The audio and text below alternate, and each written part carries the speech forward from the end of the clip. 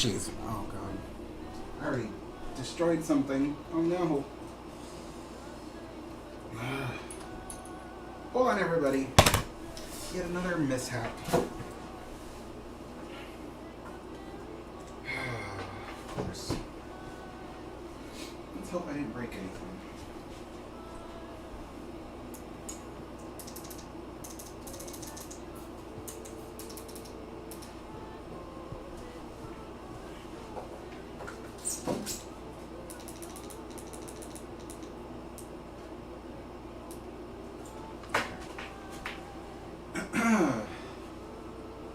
Let's try that again.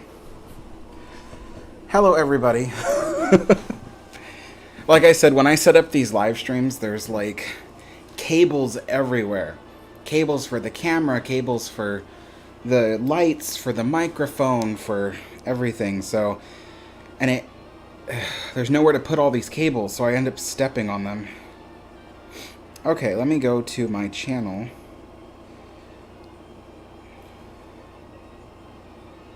And I'll check out your guys' comments. Hello, Ozzy. Hello, Daniel. RMS Cunard. Hello. Hey, Steve. How's it going?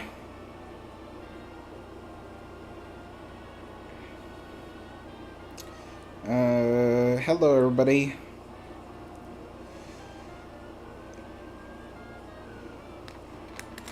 Okay, so yeah, it took me an extra 5 minutes to get the stream started because I was also kind of filming the process of what I do here. I didn't film the creation of the sandwich, but I did film the process of how I kind of do stuff here. So maybe in the future when I create a different sandwich or something, I'll show that.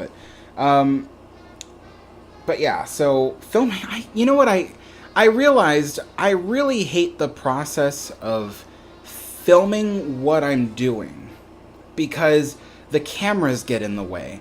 I can't do things to the way I want to do them because I have to make sure the camera can see it first.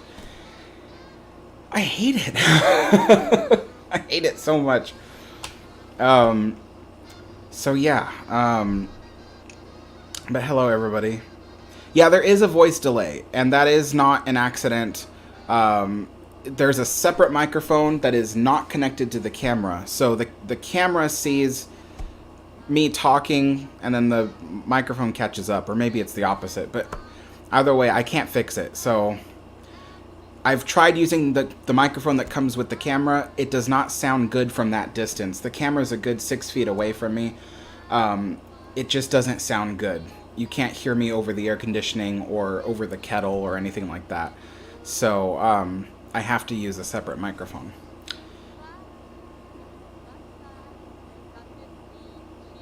Let's see. I'm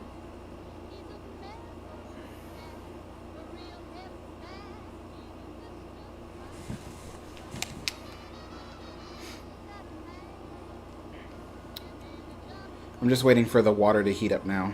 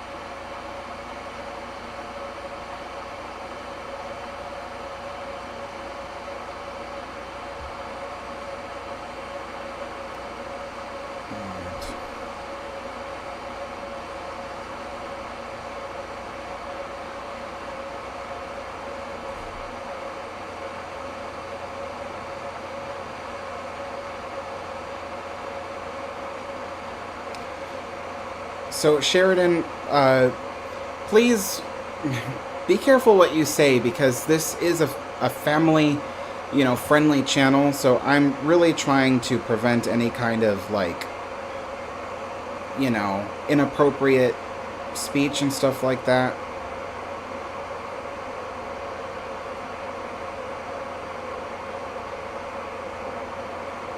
Daniel asks, have you about Queen Mary's lifeboats being scrapped?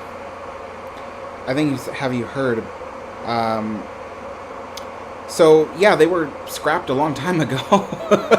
They were scrapped way back in March. Yeah. So, or was it April? I think it was April, but yeah, they were scrapped way back when. So that's old news.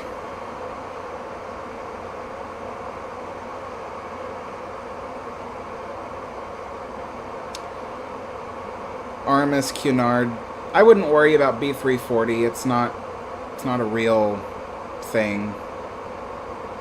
Have you heard of SS France from 1960? Asks Ryan. Why, yes, I have, in fact. I don't really like SS France from 1960, but the one from 1910 is pretty cool. So that one I actually admire.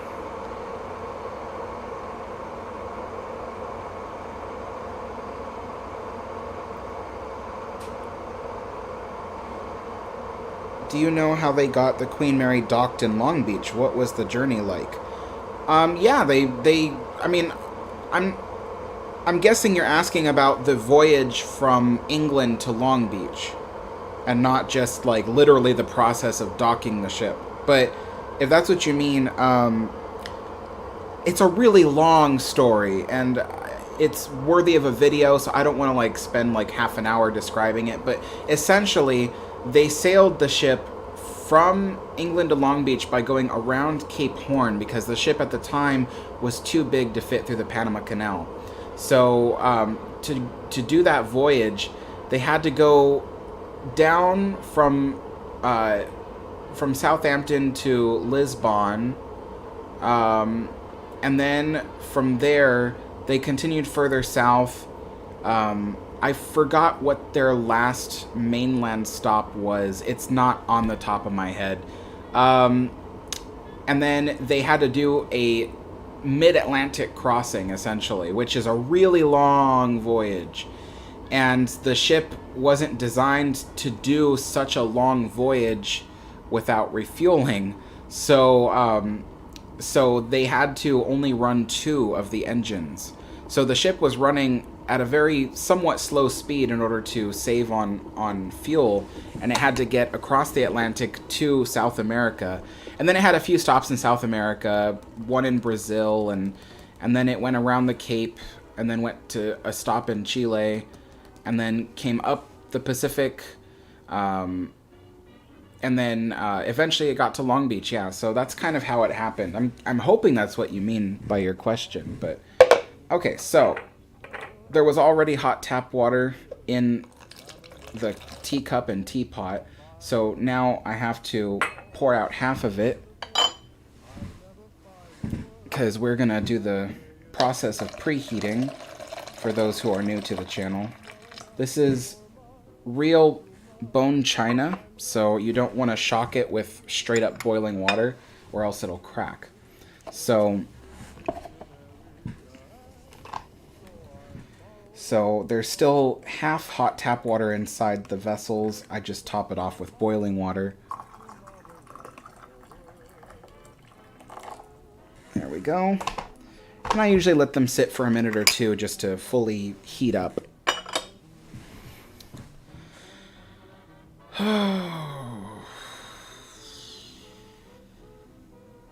Pacific CY says, Tom Linsky posted a video on Queen Mary's lifeboats getting scrapped today. I'd have to see that, because I wonder if he shot it way back when they were doing it in front of the ship. Let me go to YouTube. Oh, I'm on YouTube. I can't go to YouTube on my phone without going. Describe for me what you see in the background. If you've seen the video, what is in the background? is the Queen Mary in the background? Is it a parking lot, or is it like a dirt lot? Because I'm trying to figure out where the video was shot, and then from there I'll know if it was the video that was filmed in April, because there were several people that went to that area in April to film them scrapping the boats, and so it wouldn't surprise me if Tom Linsky was one of the people that stopped by to watch it. But if he had access to a private area where they recently scrapped the remaining boats that they had intended to store away, then that's a whole different story, which will change the outcome of the future. So, let's see. Daniel says, is that an outhouse by the water tower? Yes, it is. The outhouse is the very first thing I ever built from scratch. You'll see it on tomorrow, actually. So tomorrow I'm posting a video update showing how I built the water tower, and then there's like a brief explanation in there about the outhouse, and you'll kind of see a close-up of it. So tomorrow is the video that I'll post about that. Mike says, did you do any more to your train set layout? Not since you've seen last time, because I've been really busy with videos. So I had such a small window of time to work on the layout last week. And so you guys saw me do live streams. You saw me talk about it on the tea time and stuff like that. But I had a very tiny window of time to actually work on the layout, and then I had to get back to work on the channel. So I don't know when I'll have free time next to work on it again. Hopefully this week, but we'll see, because the channel views have not been going very well on my channel lately, so that means I need to work extra hard and put out way more videos than I originally planned. See, I make like a schedule. I was telling my friend Chris the other day, I make a schedule in my head of what videos will come out and when. And then when something happens like this, where the views just take a dive, I have to change up all those plans last minute in an effort to try to pump out more videos, do them quickly, and, and that means having to delay other videos that I had planned to put out, which would take longer to make. That's part of the reason why the Spruce Goose video took so long to get out, was because, things changed week by week, and, next thing I know, I kept delaying that video and kept delaying it so I can get different videos out. But yeah.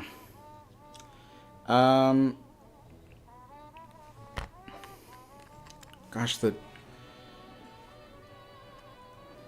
chat keeps moving. Maritime Review, how's it going? It's been a while since I've hopped on your live streams. Just wanted to see how you were doing. I'm doing great. Hope you're doing fine. Are you still on deployment?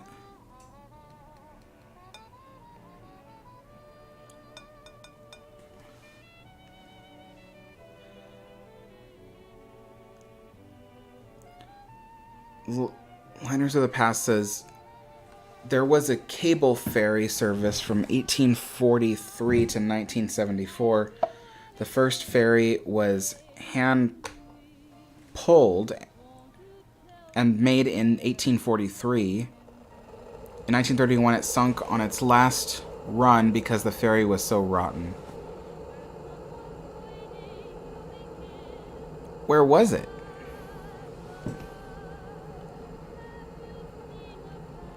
Ozzy says it was April, but they kept 2 of the Queen Mary lifeboats. Yeah, that's okay. So then, yeah, there's no new news for me there, because I already knew about that. They kept 2 lifeboats. It's the lifeboats on davits 2 and 3.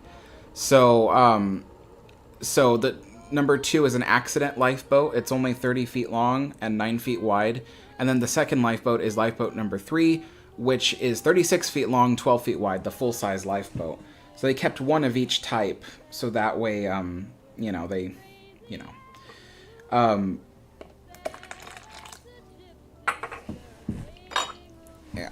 So that part I knew. And then what they did do, at least this is what the city says, they saved 5 other lifeboats for potential restoration in the future, and those were removed from the property. We don't know where they went. We don't really know if they're going to be saved and refurbished or anything. But that's what they said.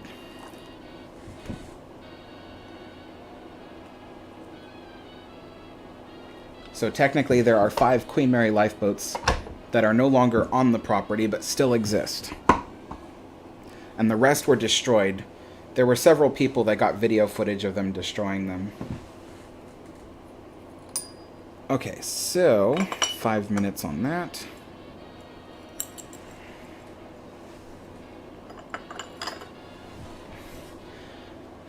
Wow, for once in like half a year, I actually got the thing perfectly lined up with the center and the lid completely came down. Wow. Alright, Ryan says, why don't you like the second SS France? I don't really like ships from after World War II. Ocean liners, I mean. I don't really like ocean liners from after World War II. Generally speaking, it's just... I don't like most anything after World War II, to be totally honest. I like stuff from before World War II. I like anything from then on. It's just my taste in styles, architectures, design, that kind of thing. So SS France is too new for me to really appreciate the way it looks. QE2, not as much, but still there is, you know, some admiration there for its war effort. I do like the Queen Mary too, but I see it the same way as I see the QE2, which is I admire it, but I don't think it compares at all to the pre-war liners. So that's just, you know, how I feel about it.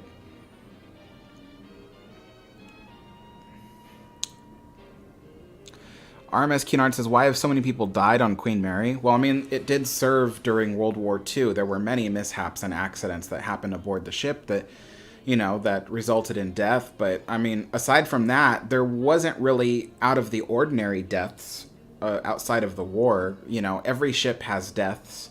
You know, it just happens when you're crossing the ocean, and some people's time is up, you know. So outside of the war, Queen Mary didn't really have any issues with death, you know. I think a lot of people play it up, you know, especially for the Halloween season. You'll see a lot of YouTubers about this time of year.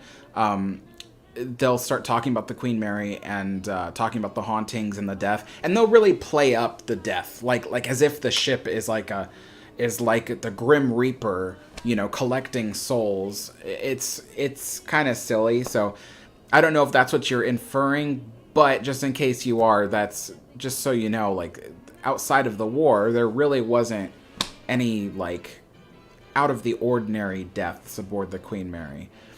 And especially the haunted tours on the ship, they also play up stories. Again, stories of people being, you know, chopped up into little pieces, and none of those are real.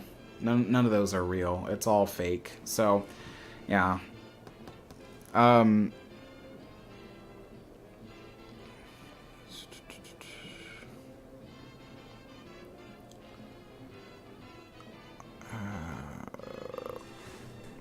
Oh, John is working on a Lego project. Cool. Maritime Review says, wearing my 1930s three-piece suit from Germany just for this live stream. Oh, awesome. That's cool. Yeah, I was telling Maverick that I really wanted to get like a suit from that time, but there weren't too many people my size walking around in three-piece suits, so it's hard to find. But Pacific CY said, would be interesting to see a video on Queen Mary's journey to Long Beach. Yeah, I do have a video in planning for that. I'm not going to say it's in the works at the moment, because it's not. But I do have a video in planning for that. You know, so far my channel has discussed the history of the Queen Mary from conception all the way to war. So, and everything in between has been documented on the channel. So the next step is to document the final years of Queen Mary's service and then her journey to Long Beach. So that would be the next step. And then after that, there's videos about her time in Long Beach and stuff like that. So, but yeah, I think one of the reasons why the Queen Mary content has slowed down is because I knew that by this time this year, I would be desperately needing video footage of the ship. The ship was supposed to open October 1st. I'm not going to say it was supposed to. They were hoping it would, but it didn't. And so all my plans for going down to Long Beach and filming the ship and getting more content out to you guys using new footage I could get, it's not gonna happen the way that I wanted it to. So certain projects had to be shelved because I don't have the footage to show them to you. Like, there's so much cool stuff about the ship. Everything from its design to its architecture. I can't show that stuff to you guys if I don't have images. So that's why I was really relying on the ship reopening in October. So that way my Queen Mary content wouldn't have to slow down. But it is. So whenever the ship reopens, I'm going to try to get down there and film it. And then I can resume making videos for you guys.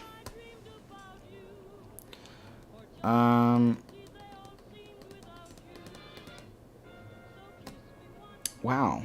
It's already been 5 minutes. Ooh, this lid is really hot.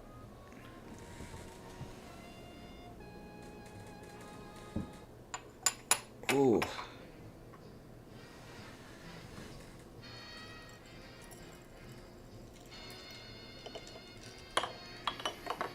I just give that a little stir to make sure all the tea is well infused.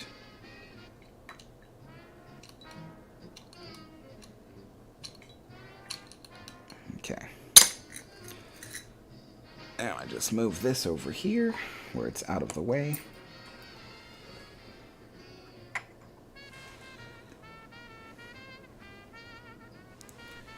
Cauldron says, about the stopovers the Queen Mary had on the way to Long Beach, it stopped in Lisbon, Portugal, Rio de Janeiro, Brazil, Valparaiso, Chile, hope I pronounced that right, Balboa, Panama, Acapulco, Mexico, and Long Beach. Yep, that sounds about right. Doc says, hi Alex, loved chapter 3 of the book, narration, it's so good. Oh, thank you so much. Yeah, I thought chapter 3 was a particularly interesting chapter. There, you can definitely tell, though, in the book that the author makes some mistakes. Like, in the book, he says that the art piece that Doris Zenkaisen made for the veranda grill is 1,000 feet long. It's not. It's barely 15 feet long.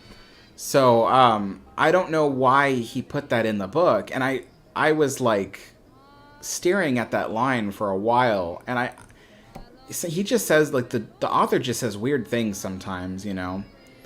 And he misspells a lot of stuff, you know. Like, in the first chapter, he said, you know, that the oil was underneath Long Beach for eons of time. He meant to say eons, but he put ions. And so there's things like that. So sometimes you have to overlook certain things that he says in the book. But it's mostly an accurate book. Kevin Stewart says parking lot near Queen Mary. Yeah, okay, that's definitely the April scrapping.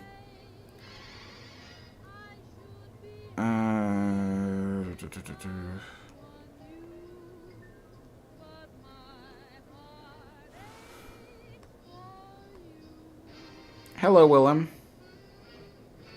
I could have sworn I read your... Oh, what's your opinion on Cunard Princess, you said? I don't know. I've never heard of it. Let's see. Daniel says, hey, Alex, is that a black and white photo of Queen Mary, or is it just a postcard, and how did you get it? This is a postcard. It's just a drawing on a postcard. And this was a gift from Mary Rower of QMI Restore the Queen.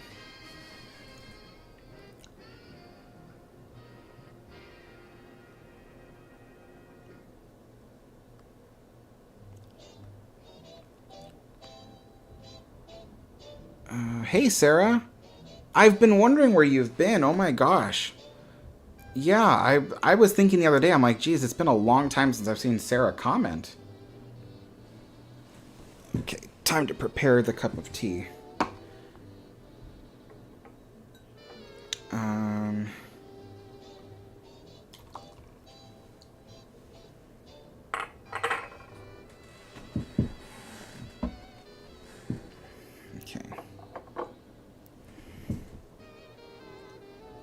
Ooh, that lid is really hot. It's burning my finger. But that's good. The hotter it is, the longer it'll stay hot. Because I take a long time to drink tea.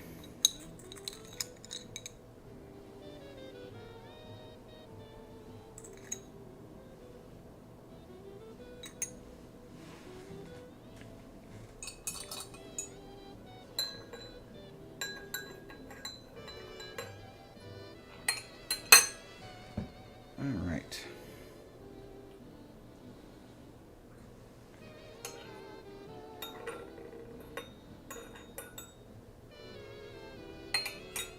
Okay.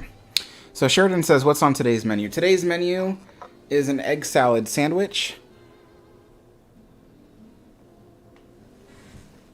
And then I made last night some Scottish shortbread.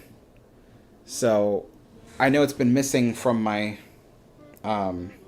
menu the last couple weeks. It's just because I just didn't have the time. Of course, it like topples over. I just haven't had the time in the last couple weeks to make a batch of Scottish shortbread. But I finally did yesterday, so I'm thankful. Because otherwise, I wouldn't have had anything sweet to have with tea today.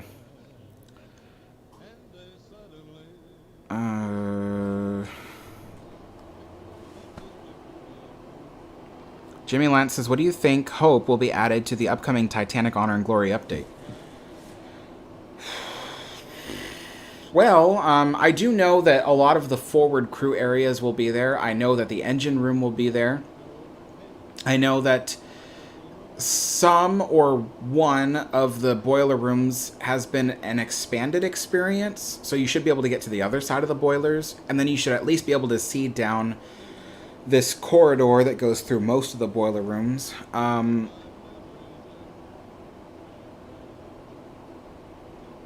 And that's as far as I know what they're adding to it. So what do I hope they'll add to it? I don't know. They've pretty much hit every mark. I've wanted to see the engine room, so they're going to have it on there. So, you know, that's, you know, checked off my want list. And they're going to show a lot of crew areas, so that's also a plus. So yeah, I mean, aside from that, there isn't really anything else that I want at the moment until they're ready to release the whole ship.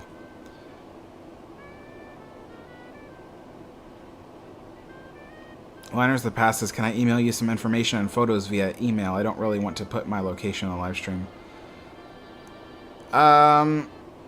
Yeah, you can email me photos. The email is in the description below.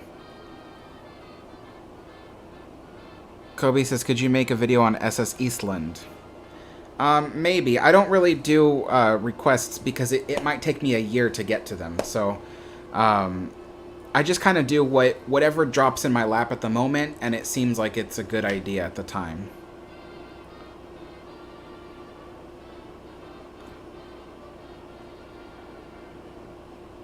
Oh, I see, Maverick. Okay. Well, good luck with the teaching career. The professor's here. How's it going? Willem asks again, what's your opinion on Cunard Princess? I don't have an opinion. I don't know that ship. I've never heard of it before. What's your favorite ocean liner besides Queen Mary? Besides Queen Mary's, RMS Queen Elizabeth.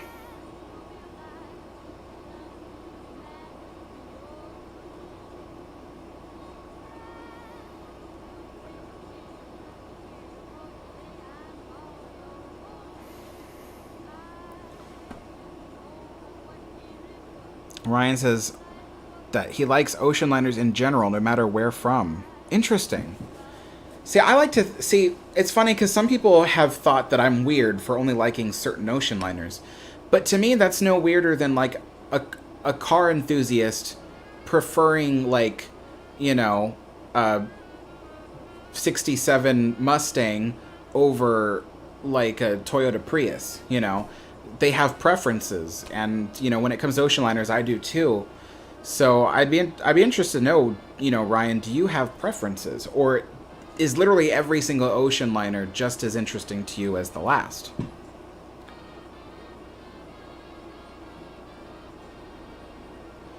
Cunard said British Airways had a charter flight with Concorde. You could also take the cruise with QE2. Yeah, I've heard about that.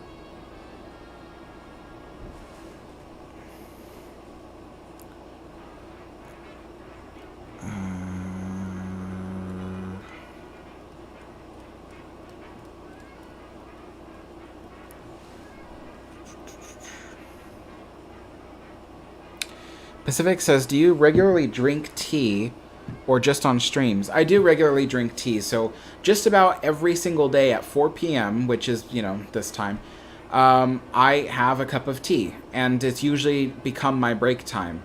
I kind of adopted that because, growing up, I've always had coffee. I was a coffee drinker. I'm American, so coffee is our thing, not really tea. But as I got older, coffee does not make me feel good. I start getting heart palpitations. I start sweating. I start, having shortness of breath. It does something to me. I don't like the way it makes me feel anymore. So, so I thought, well, I need something that can pick me up, when I get sleepy, or just something to drink, besides water, So, because I don't really drink soda anymore. So, I thought about tea, and I've never drank tea my whole life. I mean, I've had a few teas before, but the whole reason why I don't drink tea is because I generally didn't like it growing up. I hated the way tea tasted. But I'd never been introduced to black teas. I've always had, I call them brown teas, because you make them and they're like this light brown color, and you don't really, the teas that I've had, you don't serve them with cream and sugar ever.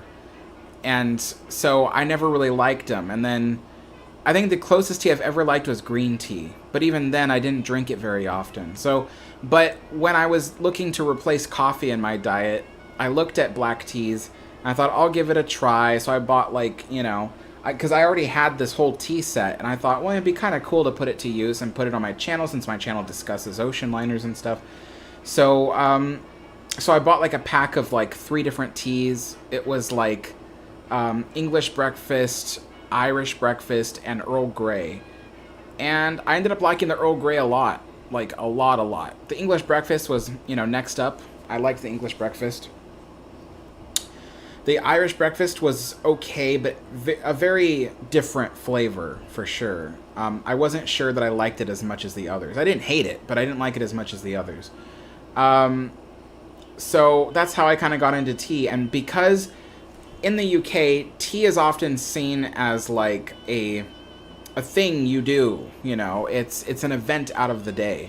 So they often have their tea breaks, and so a lot of times it's 4 or 5 p.m. that they will stop working and they'll take a break for tea. And I thought, that's perfect for what I do, because if I don't take a break, I will spend the entire day from morning to nighttime working on videos on this channel, and I need to learn how to take breaks. So, so the tea, having tea every single day at 4 p.m. was my way of ensuring that I take time to just relax. And I thought I could live stream this, I'm like, this will be a great time to live stream and talk to my viewers and stuff. And so that's how this live stream was born. And yeah, I love it. I love it.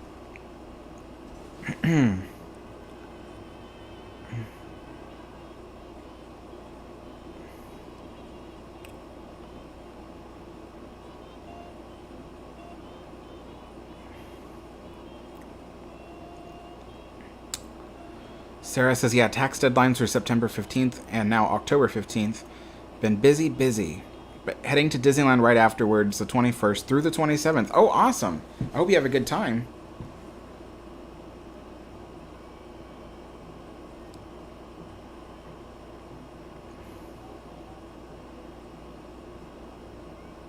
Little Gamer says, why did they destroy the lifeboats? Just put them on the pier and let them rot. Well, I mean, there is something to be said that cities don't want people to see stuff rotting. I mean, it happens, but they don't want people to see that. Especially since, in the next few years, the Olympics are coming to LA, and so Long Beach is going to be looked at, quite closely by locals and stuff. So and by travelers. So they want Long Beach to look nice. And that's part of the reason why they're investing money in refurbishing the Queen Mary, is because the Queen Mary is the icon of Long Beach. So they have to make sure their icon is in good condition for the Olympics. Jimmy says, "Whoa, you look like a first-class passenger with that fancy suit and food." Thank you. Yeah, that's kind of the goal here, is to kind of pretend like I'm a passenger on the Queen Mary.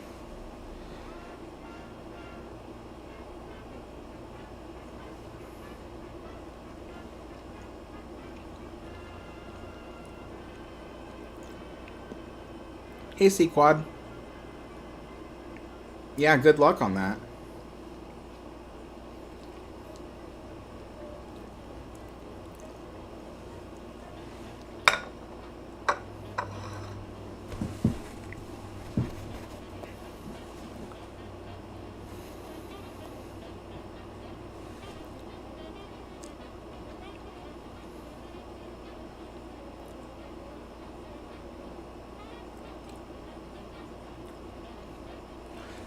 So, Bill Flat. Bill, if you could send me a link to that, like to my email or something, I'd love to see that. I'd love to see what's going on. Who knows, I could use it for the next update about the ship or something.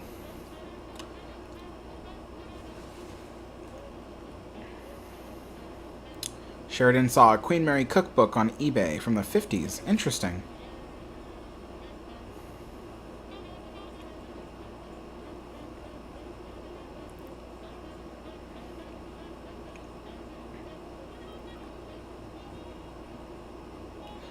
RMS Cunard says, "What happened to Queen Mary's furniture?" Well, a lot of Queen Mary's furniture was auctioned off in the early 70s when they were auctioning things from the ship, including a lot of this was auctioned from Queen Mary and Queen Elizabeth. But the ship still has quite a number of furniture left that is in storage areas all over the ship. So yeah, there's still a lot of furniture left on the ship. Not as much as there used to be, but a lot.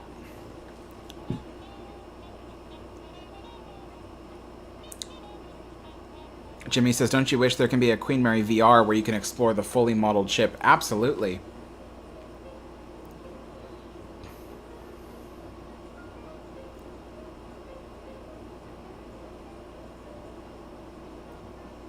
Dark Blood, hello.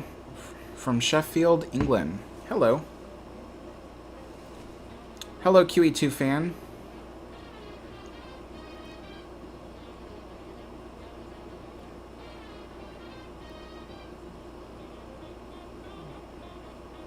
Goofy Roll says, "Tea time is time for being civilized." Well put. Yeah, that is a good description of it. It's a time to be civilized.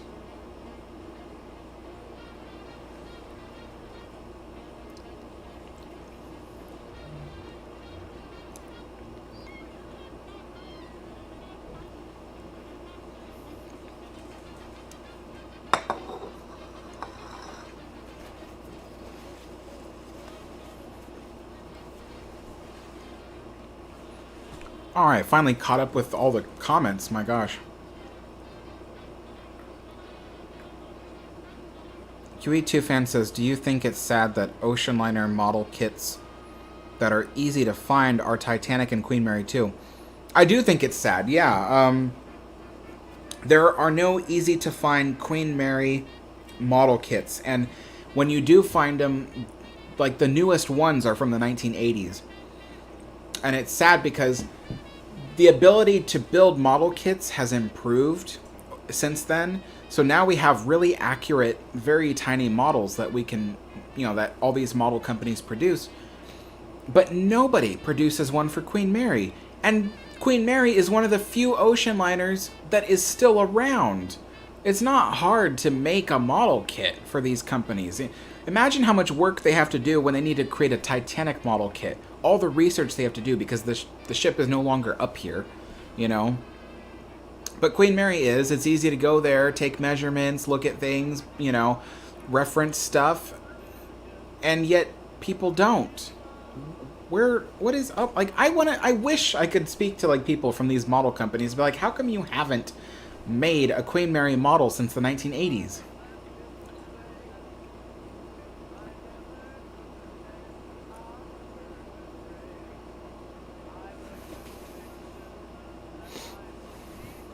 Daniel says, "Hey Alex, would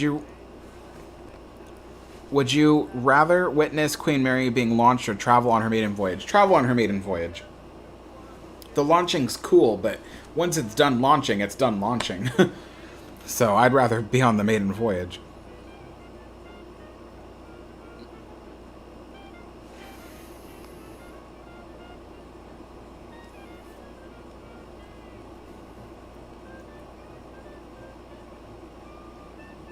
Yeah, I agree, Jimmy. People often don't really know what an ocean liner is. They think it's a cruise ship.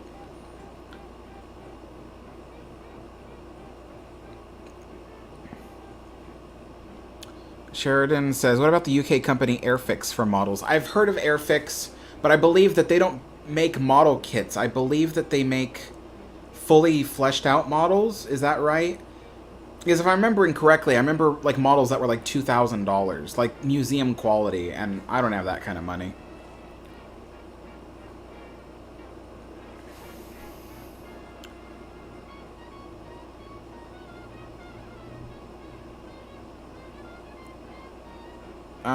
SPN Gaming, Titanic 2 was going to be a cruise ship, not an ocean liner. But even then, it was canceled last year, so it's not going to happen.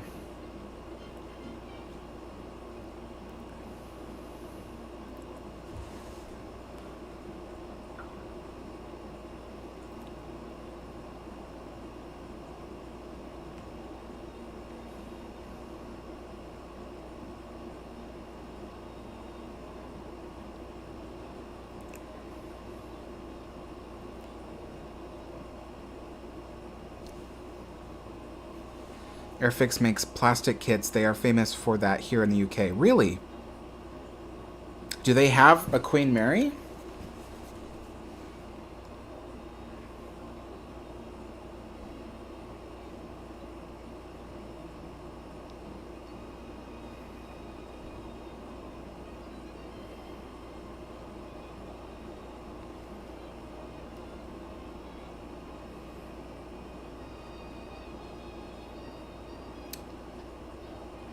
Oh, I've heard of this. So I've seen the QE2 model, but it's at a scale that like nobody has. Like, who has a 1/600 scale?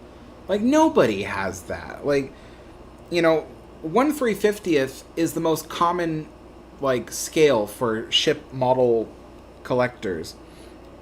But who sells a 1/600 scale? Like, no one owns ships in that scale.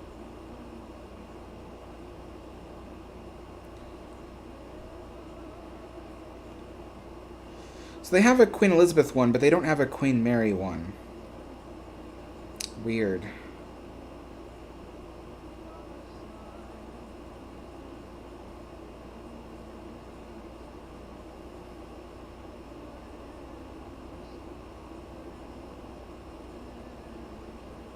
But you see, this is what I'm talking about. Like, someone says, "Oh, well, check out this model place," and I do, and they don't have a Queen Mary. Even if they did, it would be in a scale that doesn't match any other models I have.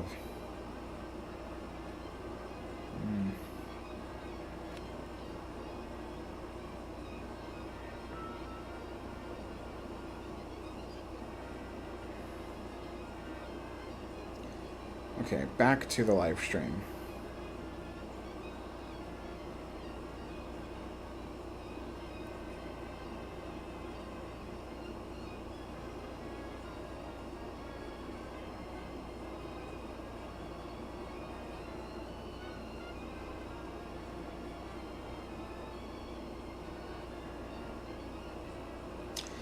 James says, "I enjoyed chapter 3. Oh, good. Yeah, I thought that was a particularly good chapter.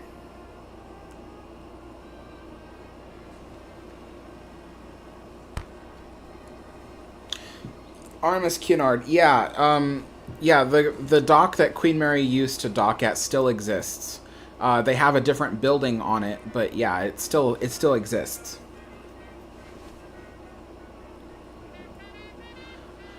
Steve says, "Is the Airfix QE model a waterline model?" No, it's a full model. It's the full hull, but it's 1/600 scale. Doesn't match anything else I have.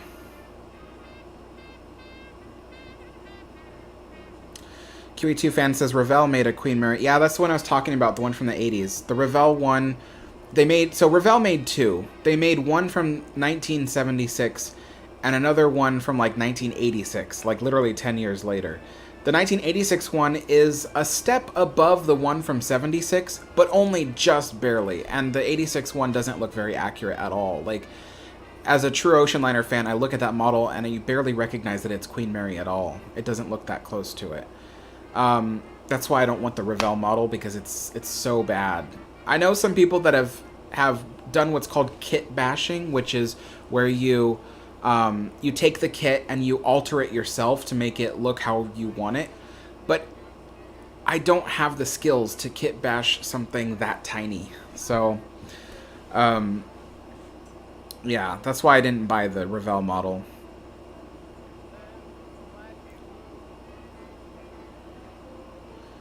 Maritime review. Yeah, if I could go back to 1936, document Queen Mary's maiden voyage with my modern cameras, that would be really great.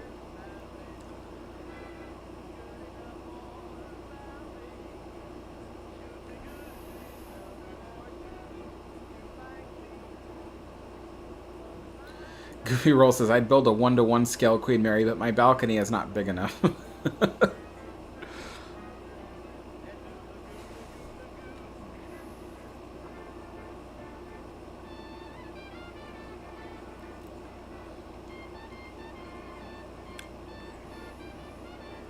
Yeah, the King's speech at the launch of Queen Mary was pretty cool. He said the famous words, that we now launch the stateliest ship now in being.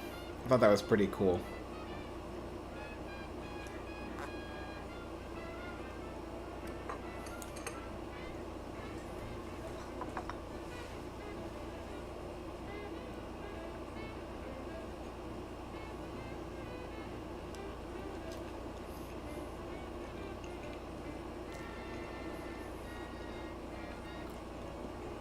Oh, thanks, Donald.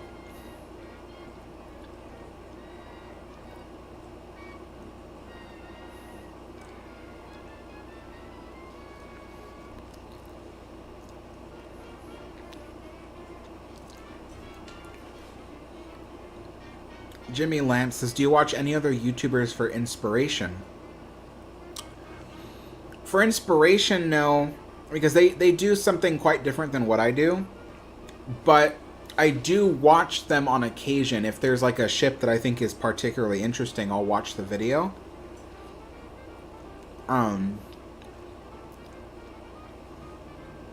Especially if the video has something to do with Queen Mary, then I'll watch it. But I'll admit, I don't get to all the videos that often. To be honest, I don't really have time to watch videos. I spend most of my day making videos. So the only time I really have to watch is early in the morning when I'm having my breakfast. And then sometimes for when I'm having my tea and I'm taking a break from work, I'll watch some videos. And then usually late at night before I go to bed, I have time to watch videos. But it's still not enough time to see all the videos I want to see.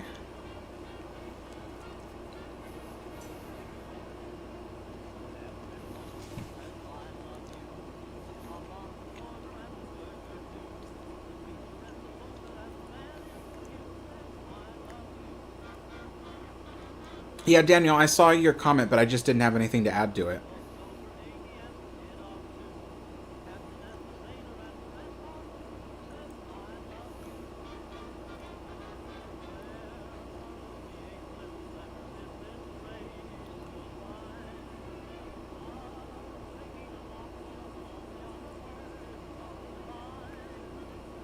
Interesting.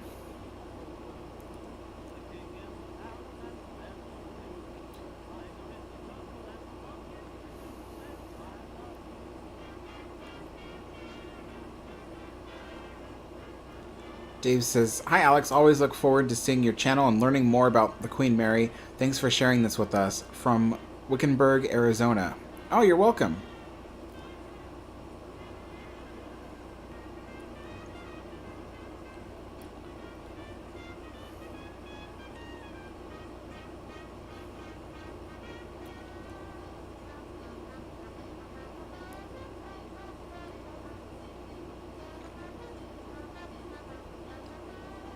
RMS Cunard asks, "Have I heard of RMS Caronia 1947? Indeed, I have.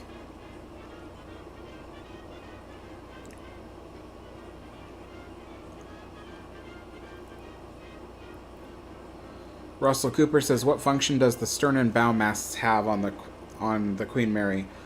Lots of functions. I actually made a video about that on my channel. It's called I don't remember the name actually, but it's on my Everything About Anything playlist.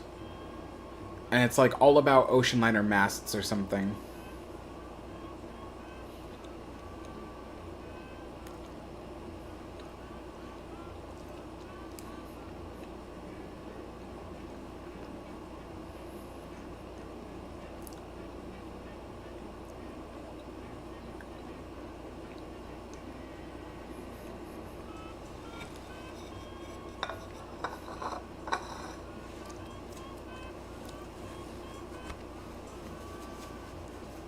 These egg salad sandwiches, unless you freeze them before cutting them, they just get all over the place.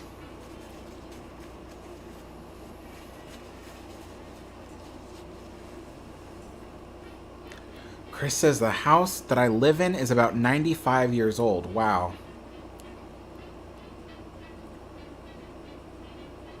I'd love to live in an old house, that's for sure.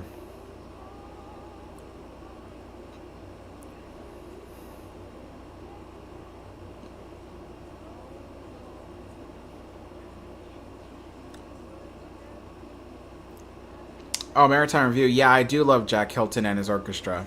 Really good stuff. I don't remember the names of his songs by memory, but I do listen to Jack Hilton. I listen to Jack Hilton and Henry Hall, Hans Remstead, Otto Stenzel, and then there's... who else is it?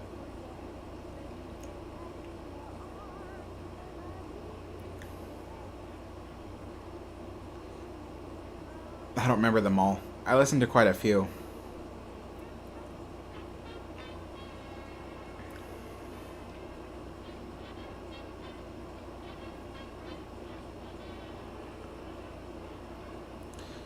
John. Yeah, I was kind of wondering that myself, you know, if the people operating the Queen Mary have been asking for an exorbitant fee, and maybe that's why they've never produced models on her in the last 20 years, 30 years, I mean.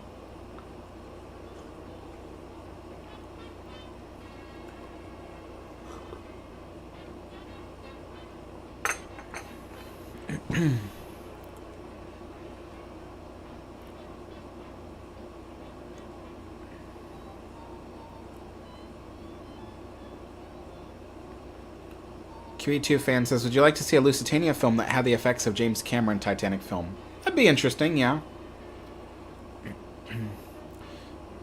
Moonzer, thank you so much for the donation. Hey Alex, I'm 11 and I have a question. Did you know that RMS Queen Elizabeth was bigger than the Queen Elizabeth that was built in 2010? Yes, I do know that.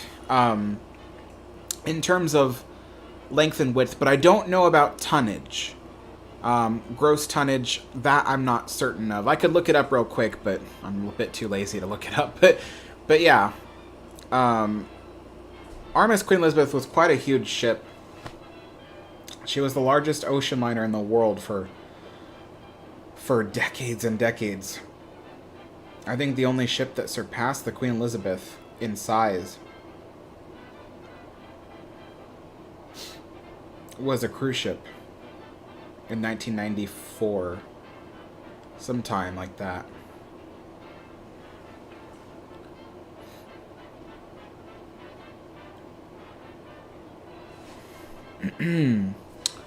Sheridan says, Ray Noble was music director for Cunard in the 30s. Oh, yeah. I do know Ray Noble.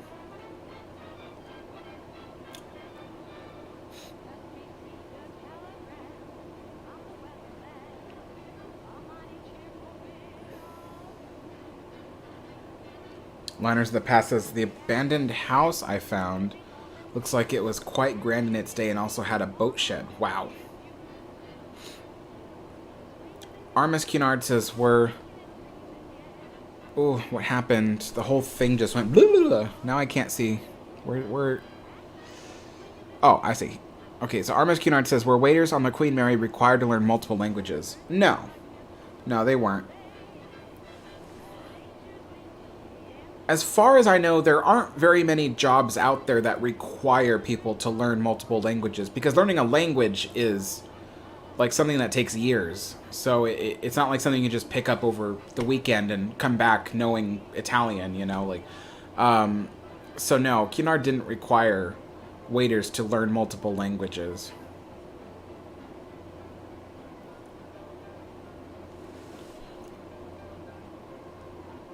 Daniel says, hey Alex, do you think it's ironic that White Star Line tried to compete with Cunard Line with Titanic being built only for it to sink and its passengers to be saved by a Cunard ship? No, I don't like to think of things like that. At least not that way. It just, it seems unfair to put it in words that way for people that died.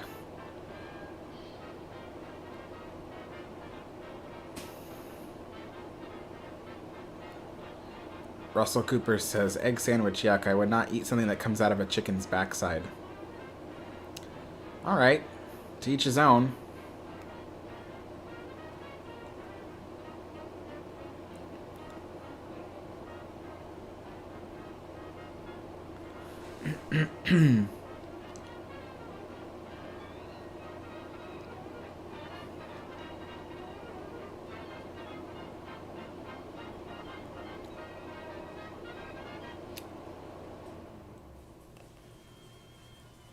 Moonzer, please type in English so that way I can read the comments and properly vet them. Otherwise I can't show them.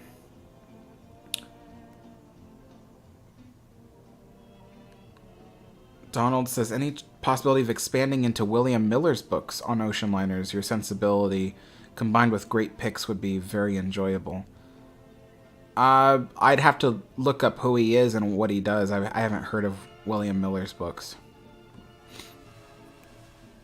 But then again, you know, I think you're asking if I would do audiobook versions, and I don't know. I don't know. These audiobooks are not very popular on my channel. You know, like, I've done 3 chapters so far. It's not popular at all. And unfortunately with YouTube, when you start posting videos that you know aren't popular and they're not getting views, it actually ruins your channel. So so I'm trying to keep it to a minimum because, you know, I don't think anybody would really, it wouldn't be a popular video.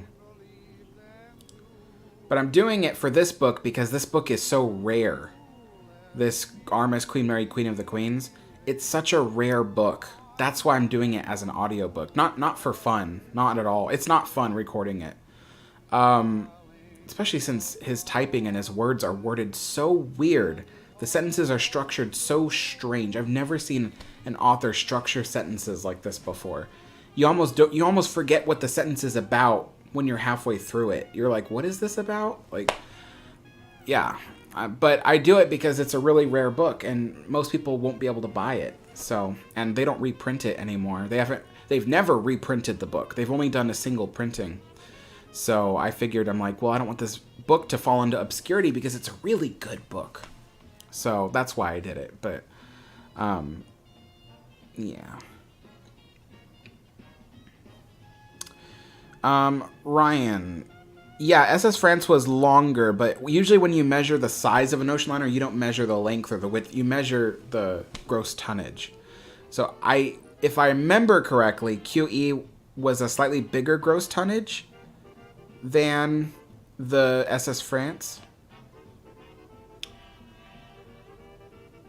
But yeah, that is something that a lot of people have to learn, because a lot of people go like, oh, but this ship was longer than that ship. And it's like, yeah, but you don't measure the size of a ship by length or width. You measure it by the gross tonnage.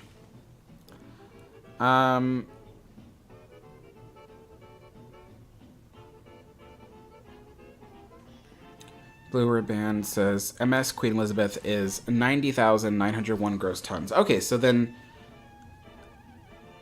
so the new QE is larger than the original. Yeah, that makes sense, because the QE is the Queen Elizabeth, MS Queen Elizabeth is a cruise ship, so I figured it would be larger. Chris says, I wouldn't mind having the money to build a modern-day clone copy of RMS Britannic built with modern... I feel like you already commented that earlier.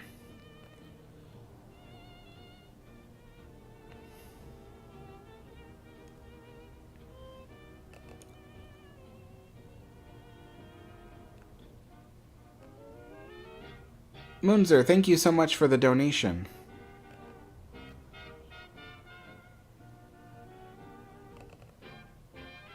Sounds good, Liners.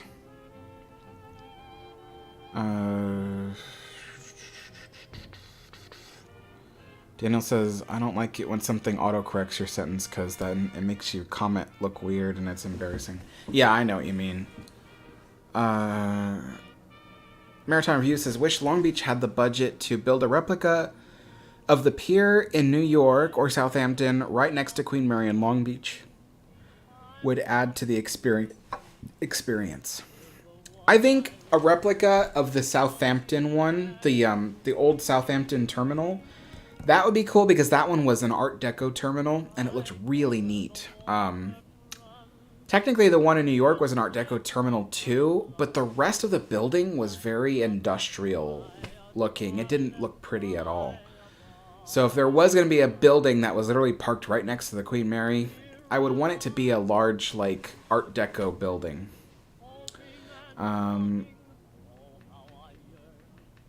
Let's see.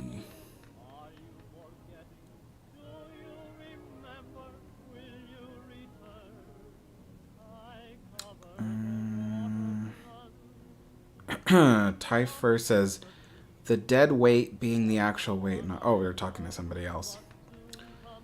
Non-machinery deck space. Interesting. Yeah. Gosh, it got so quiet here. I'm gonna open the window real quick.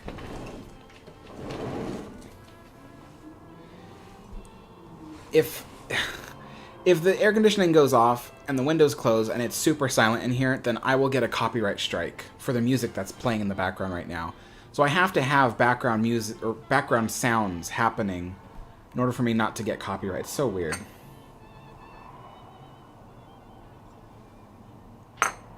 Okay. Time to refill this and have my Scottish shortbread.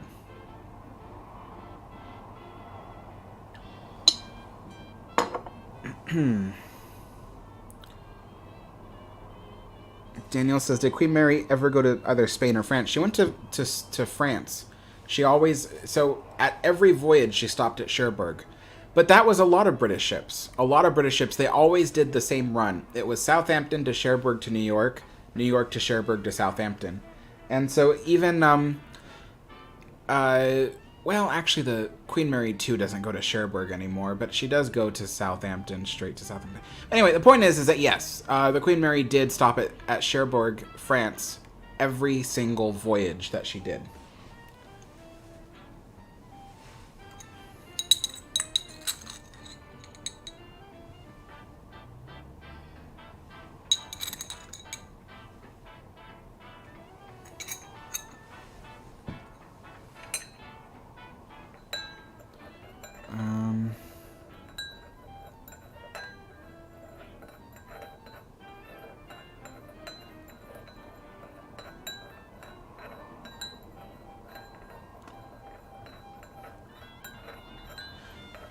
Oh, wow. Heifer, I didn't know that there's a difference between gross registered tonnage and gross tonnage. Interesting. QE2 fan says, do you think the Olympic and Mauretania would have served in World War II had they not been scrapped a few years before? I think so, yeah.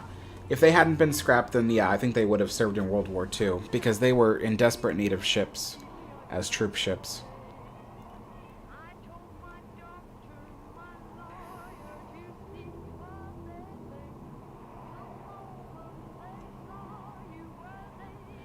Jimmy says, what country do you live in? For you, it's around past noon. For me, it's past 8.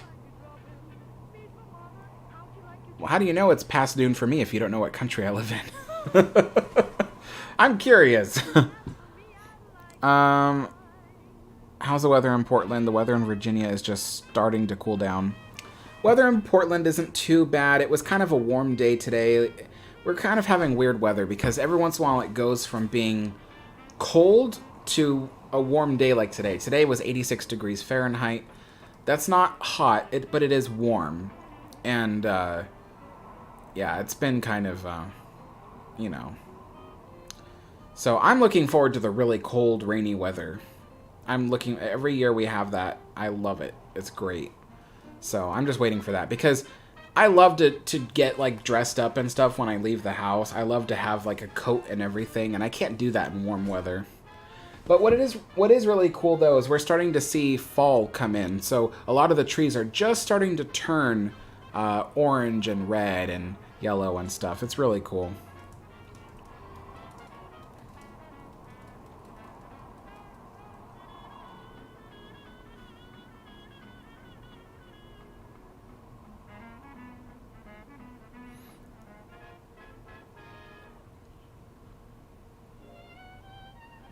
Cunard says, are you convinced that Queen Mary was not supposed to be named after Queen Victoria? I read that China service was already made with the name Victoria and had to be destroyed. Would you consider researching? I have researched it. There's no information. And the story about the China service having to be destroyed, that doesn't really make sense because, and you look at this service. Yeah. The,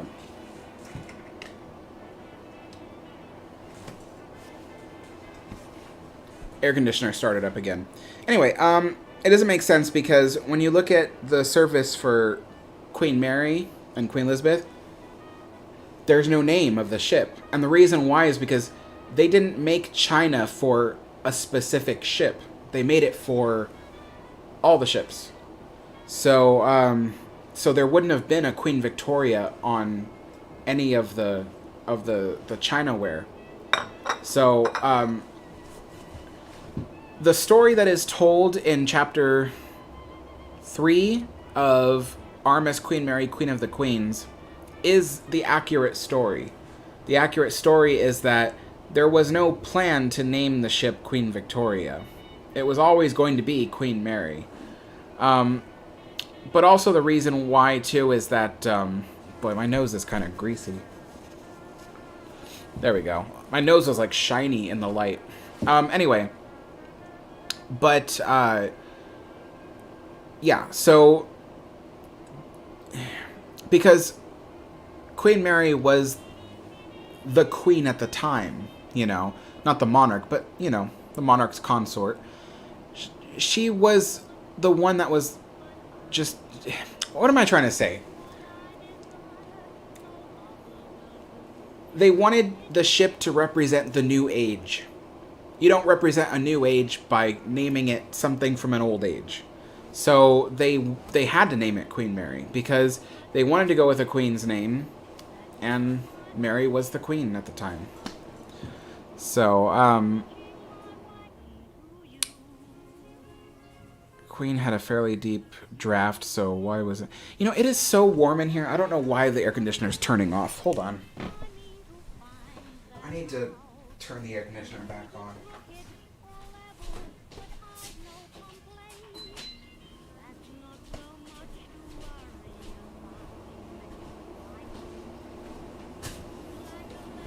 Sorry about that. I almost tripped on the lights again.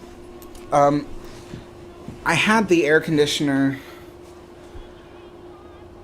Set to 72 degrees Fahrenheit. That's a fair temperature, right? You know, it's good for not wasting energy.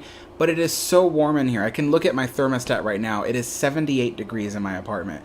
Why the air conditioner is turning off at, you know, at 78 when it's set to 72, I have no idea.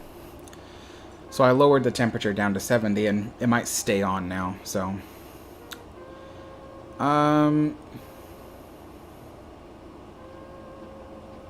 Russell says, Queen Mary had a fairly deep draft, so why was it so rocky, unstable?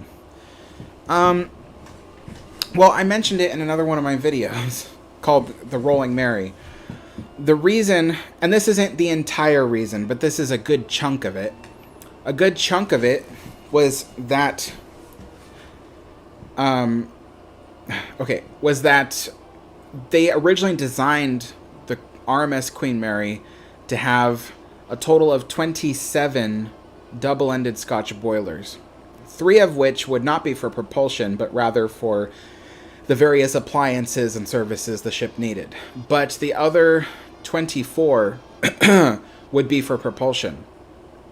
But as they were constructing the Queen Mary and time had passed, they realized that instead of, you know, as time had passed, they realized they wanted to go with a more fuel-efficient boiler. So they decided to go with Yarrow boilers, which is a different type of boiler altogether. And so the Yarrow boilers, though they were approximately the same size as the Scotch boilers that were ordered for the ship originally, the Yarrow boilers weighed less. It's just because the way that they were designed, they just didn't need to weigh that much. So they weighed less. So the ship was significantly lighter. I say significantly, but only significant enough that it made for the rolling to be a bit worse than usual. But that being said, if my friend Steve is still here, and you have anything to add to the reason why the Queen Mary rolled more, because as far as I understand it, she rolled as frequently as she did because the boilers were not as heavy. But if you've got anything else to add to that, then now is the time, because people are going to wonder. But Russell, the ship, it's very important to say the ship was not unstable. Or no, what am I trying to say? It's important not to say the ship was unstable, because unstable refers to the fact that the ship would have keeled over any second, and that's not true. You know, the Queen Mary was hit by a 92-foot rogue wave that washed over its top decks in between the funnels. The ship rolled 52 degrees off center, and it still managed to recover from that. Most ships would have capsized at that angle. So the Queen Mary was a very stable ship. She just rolled a lot, that's all. So I just wanted to make that distinction, because a lot of people have a tendency to say the word unstable, but that doesn't quite describe the Queen Mary. RMS Cunard asks, do you think Cunard will build another ocean liner? I get asked that on every stream. And my answer is always, there's always a possibility, but there is no reason to think that they will. So, you know, there's a lot more to be said, but essentially, there would have to be enough demand for Cunard to need to replace the Queen Mary 2 with another ocean liner. So it all depends on demand.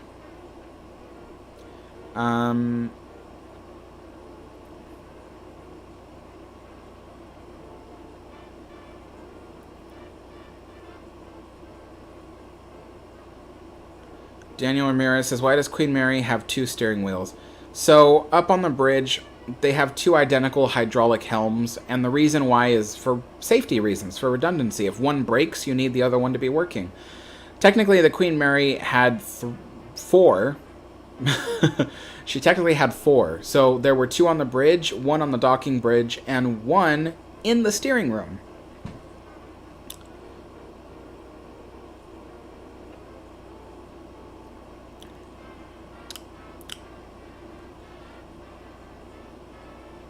Maritime Review says, are you into fedoras? I'm mostly into 1930s style fedoras. Shocker. Yeah, I'm into fedoras. I mean, the logo on my channel shows me with a fedora.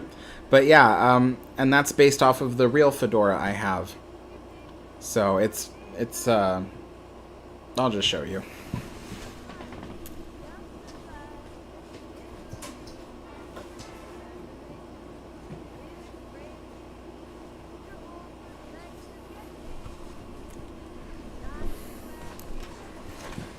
To the rest of you, yeah, I know. Wearing a hat in the house and all that. Yeah, I know. But anyway, yeah, this is the fedora that I became known for. This is, you know, I used to wear this all the time when I went to Disneyland, back when my channel was all about Disneyland history. So this was my iconic look. So that's why when people ask me, why does your channel logo have you in a fedora and blah, blah, blah, it's because this fedora became kind of my signature look by accident.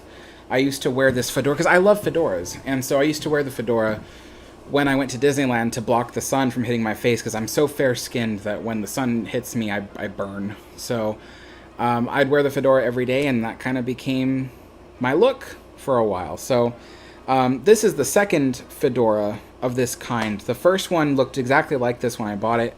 Same brand, everything. But that fedora got really old and really sun-bleached. So I threw it away. It was really bad, too. My friend was like, why didn't you give it to me? I would have kept it, you know, for... My friend is a big fan of my channel. So I said, no, you wouldn't have wanted it. It was old and smelly. I'm like, you didn't want it. But anyway, I rarely get to wear this fedora anymore because there's really no reason for me to wear it anymore. But I still have it for when I want to wear it.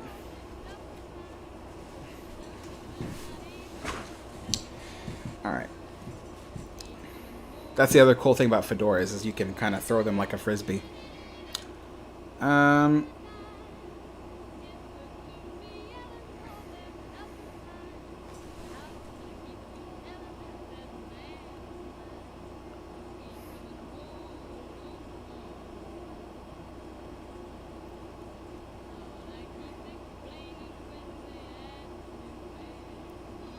I agree. RMS Cunard Art Deco is certainly my favorite style of interior design and exterior design.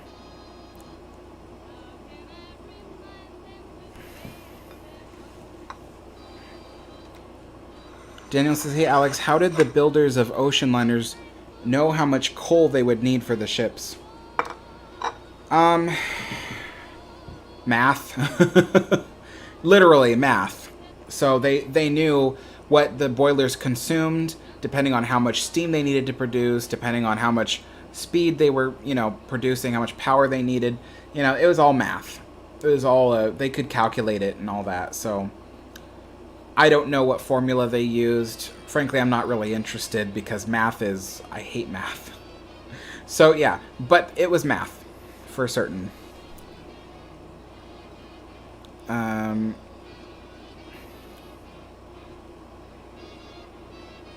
All right, so Steve responded to the question about rolling. The slow roll that Queen Mary was known for is something that could be contributed to the change of boilers installed, but was not something that could have been determined by scale model testing. Thank you so much, Steve. That is exactly...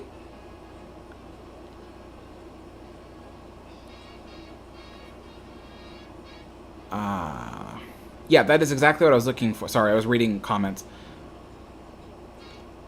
And yeah, Dino, you're right. The rolling did cause Cunard to add handrails to the Queen Mary.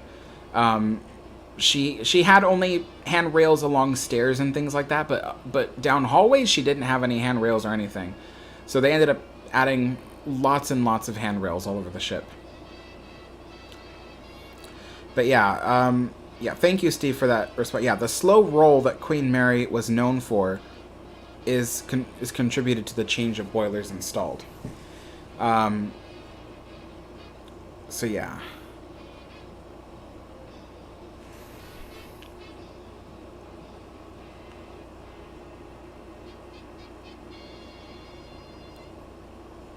Skidoo, awesome.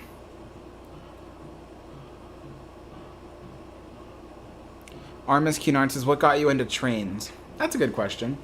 Well, my dad was always into trains from as long as I can remember. So when I was a kid, he used to buy me like HO scale trains and stuff like that, and I'd always have it set up in my room and stuff. So as long as I can remember, I've had trains. And then on my mother's side of the family, my great grandfather, he was into trains as well. He was into N scale, which is a very tiny scale. He's the one that got me from HO to N scale. And I liked N scale because it was small, and, you know, you could use the same amount of space this giant layout behind me takes. You could make a much larger landscape from the same square area. So it was kind of cool. You could do a lot more with it. But after owning N scale, I just realized it was really difficult to have a Steam layout that was N scale.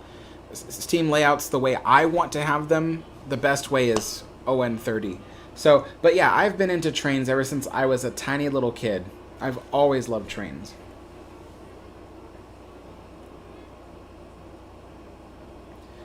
Yeah, it's one of those things where I actually don't have a first memory because it was that long ago. I was just a little toddler when I first started getting into trains, so.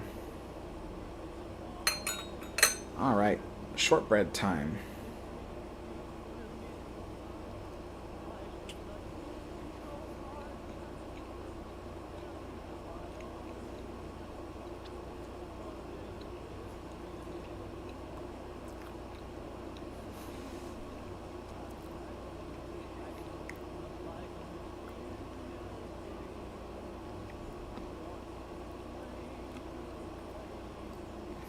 Huffed fedoras. Interesting. I'll look at them.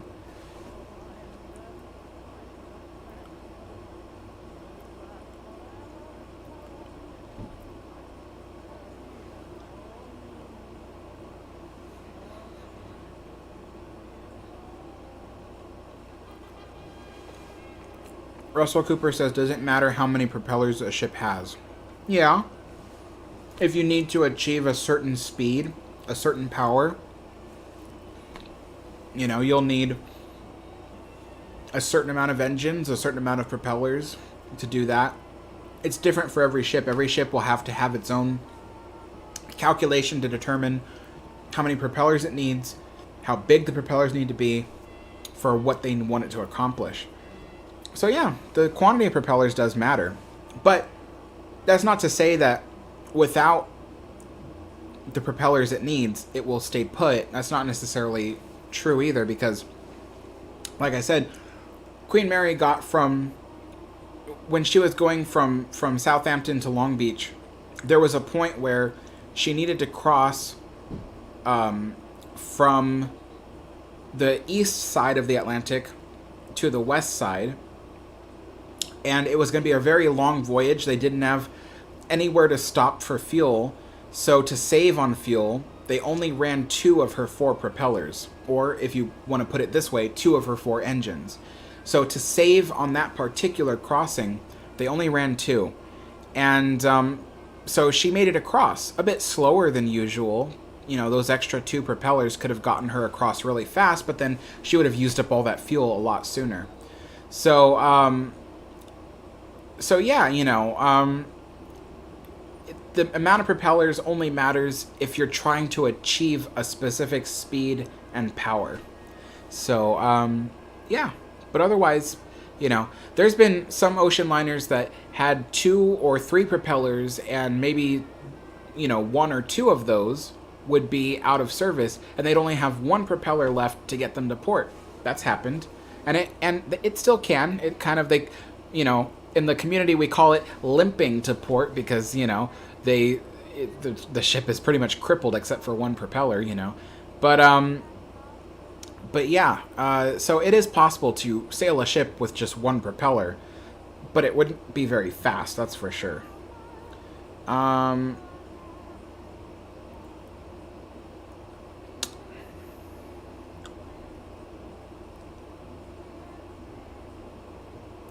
So Dino, yeah, as Steve had told me, I will give you credit for this, Steve, because you did tell me, the handrails on Queen Mary are made of Roanoid. It is a type of plastic. Roanoid was you know, seen as a precious material, you know. I can't think of anything today that's like plasticky that we would consider a precious material, but it was, you know, it was seen as a nice material. They made jewelry out of it and stuff like that, you know. So yeah, at the time, the plastic handrails, it was considered a luxurious material to put on the ship. Daniel says, do you have any thoughts on maybe a garden railroad, G-scale? You know, I would love to, but I don't have a garden. I don't live in a house. I live in an apartment up on a second floor. But, you know, if I had a house and I knew I was going to have it for the rest of my life, I would consider a garden railroad, a G-scale railroad. But it is a significant investment. It's, you know, by the time you're done buying the engines and the cars and the track and you're done building the thing, you've spent just as much as a luxury car. So that's a huge investment. But I mean, you know, if I was rich and I had a lot of land and stuff, yeah, I'd consider it. But I'm perfectly happy with my ON30 scale layout. It's just the right size for my apartment. For any apartment I live in, to be honest.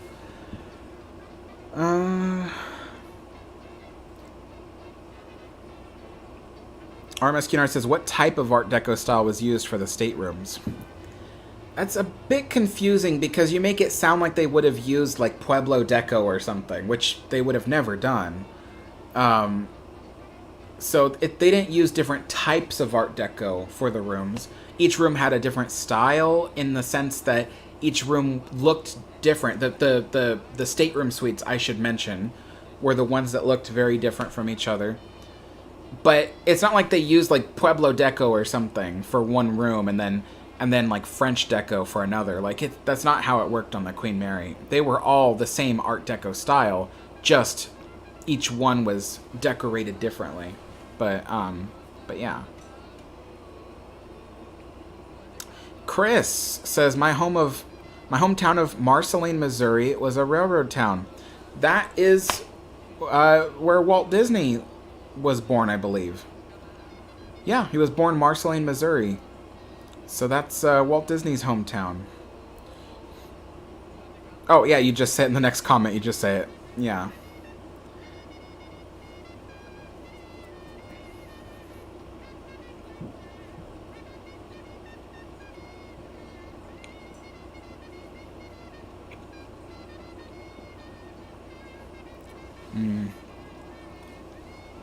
Maritime Review says, how do you feel about those people who vandalize the Queen Mary, destroy her beauty? When I went in 2019 with my friend Eric, I saw lots of litter and vandalism. It shows how people disrespect history. You know, I agree. See, you can see right now, even I'm getting tense because I am really bothered by people who vandalize the Queen Mary. There are some people in this world who literally refuse to admire historical artifacts or buildings. I know because just the other day someone commented on my channel. Or was it my channel?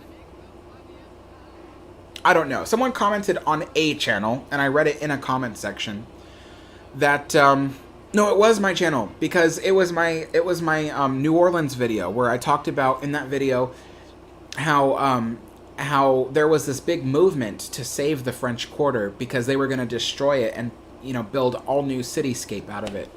And this guy commented saying, I don't, like, basically, I mean, I'm going to paraphrase because I don't remember everything he said, but essentially he said, I don't care about historical buildings or historical architecture. He says, if I own a building and I want to demolish it, I should be allowed to do so. And he says it doesn't matter what people think about it or if they admire it. It's old, it's done, you know, he has the right to destroy it. It's people like that that exist in this world where they really don't care about things like art, architecture, or history. When something has lasted for, hundreds of years, or even just decades, they can't appreciate it. They look at it and they go, why keep it? And it goes back to, I want to say chapter 2 of RMS Queen Mary, Queen of the Queens, where the author had said a wonderful statement. I would pull it up on a book right now, but I don't know exactly where in the chapter it is. But he said, Americans don't look kindly upon things that get old, particularly if it is infrastructure or utilitarian. And the Queen Mary is one of those things that is utilitarian. The Queen Mary was not a piece of jewelry. The Queen Mary was a vessel that got people from one place to another. It was utilitarian. So, the author had reflected that, Americans just can't appreciate history. And it's really true. There are some Americans like me, like some of the folks in my comment section right now, that appreciate history. But a lot of Americans don't. They really just don't care. And that's the sad part. And that's also why there is so little, historical architecture left in our country. There's really no movement to try to save it all, It's just, the ideal is, is just like, well, you can get rid of it because there's more like it. As long as there is one example of it in the entire world, then everybody's okay with just getting rid of the rest, And the Queen Mary, a lot of Americans look at the Queen Mary and they just don't understand it. They're like, well, what does this ship matter? Who cares? It's some old rusting ship. Like, they have no idea about the significance of the ship or why it matters. It's a really sad culture we live in. It really is. It's a sad culture we live in. So that's kind of why I really wish I lived in the UK sometimes, because they love history over there. They try to protect it every time they can. There are people who own houses that are like 300, 400 years old. And they're just ordinary houses. They're not like chateaus or anything, or castles or whatever you want to call them. They're just ordinary houses that are, some of them are 500 years old. And it's because people are like, they understand it. They understand that it's an old place. It's lasted this long. Let's try to keep it going, But people don't look that way on the Queen Mary. And it's really upsetting when I see people vandalize the ship. It's really upsetting because someone worked hard to craft each individual thing on that ship. Every wood panel was lovingly and painstakingly put together and installed on the ship and polished over the years. And some kid comes on the ship, no idea what the ship is about, don't care. They take their keys and mark up like a graffiti or something on it, and it's upsetting. It's really, really upsetting.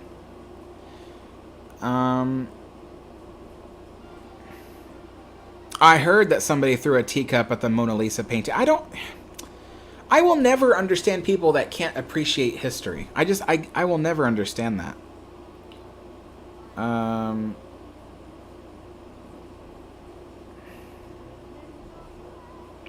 Liners of the Past is not trying to be offensive in any way, but to me it seems like the Americans always say that the Queen Mary should be scrapped, but the SS United States should be restored. You are absolutely right. And don't worry, that is not an offensive statement. That is absolutely true. Most Americans will say, scrap the Queen Mary, but save the SS United States. Now, I asked them, I am not a fan of SS United States. I will say that right here and now. I don't hate it, but I'm not a fan of it. To me, SS United States is just another ocean liner. It seems that when people I ask them, I say, what is the significance of the SS United States? Everybody has always one answer. It is the current holder of the blue ribbon. I'm like, okay, was the blue ribbon a real thing? No. Was it something that you could walk away with in hand? No. It was just a title given to the fastest ship of the time. That's it. That's all that ocean liner had going for it. And as much as, I don't want to see the SS United States get scrapped. I really don't. I want every ocean liner that exists to remain existing. There's already too few of them. But I don't understand the animosity that Americans have towards the Queen Mary. I will never understand it. How they are willing to sacrifice the Queen Mary with all the interior beauty that is still preserved on the ship. And they look at the SS United States and like, no, SS United States is worthy of being preserved. There's nothing left on it. It's an empty shell, a skeleton of what it once was. There's nothing left to preserve. I don't understand that thought process. You know, by all means, you know, rebuild it into a new cruise ship or rebuild it into something. But there's nothing interior-wise that can be saved. It's all gone. The Queen Mary still has a lot of her interiors. So I will never, ever understand the animosity that Americans have towards the Queen Mary, particularly because the Queen Mary actually served in World War II and carried more Americans than any other country on this planet. It was just as much an American ship as it was a British ship. That's the point I'm trying to make. And that's what a lot of people just don't realize, you know. So...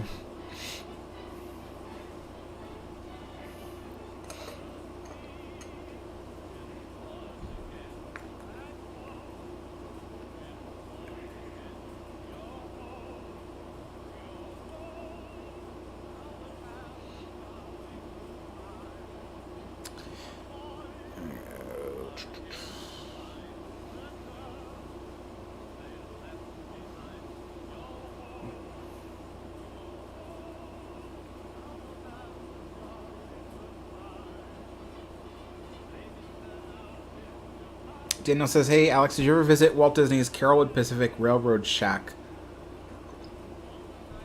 It's a barn, yes. It's called Walt Disney's Barn. But yes, I have visited it. And I took video of it, and I posted it on my channel somewhere. But that was years ago. That was like 2017, I think. So maybe 2018. But that was a long time ago. So... it might be hard to find it on my channel. But yeah, I did go there and I filmed it and I put it up on my channel.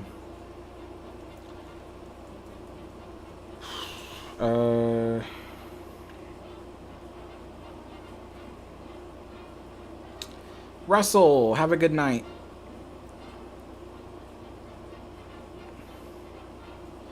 Maritime View says, the UK is beautiful. I visited London, such a nice city. One of the only cities I can admire. Yeah, London looks like it would be a really nice city. I mean, you know, it's a city, so there's good sides and bad sides to it, you know. But it is, when it comes to cities that are beautiful, London is certainly one of them. I can't wait to visit London. I really can't. I can't wait to like walk down all the city streets, admire everything. I want to film everything. I want to go into all kinds of pubs and stuff and learn the history of each individual building, you know, and make videos about it and just admire and appreciate all the history. You know, just not even just London, but the other places we plan to go, Bristol and Belfast and Southampton, you know. And eventually we're going to go to Paris, too, so Paris is right after London. And Paris, there's a lot to see there and do.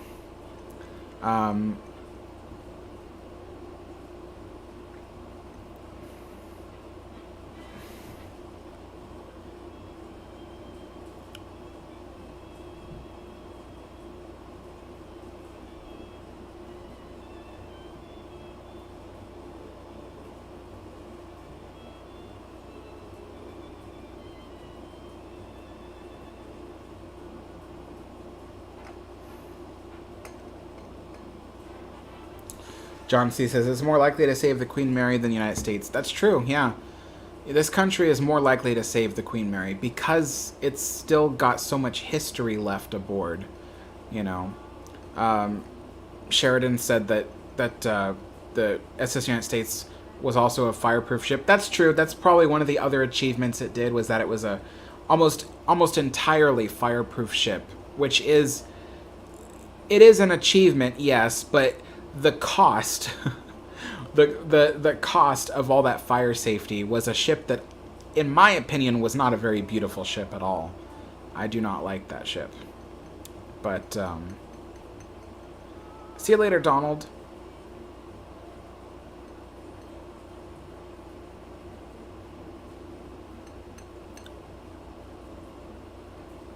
Sheridan says Twinings has a shop in the Strand in London. I've heard of that. Yeah.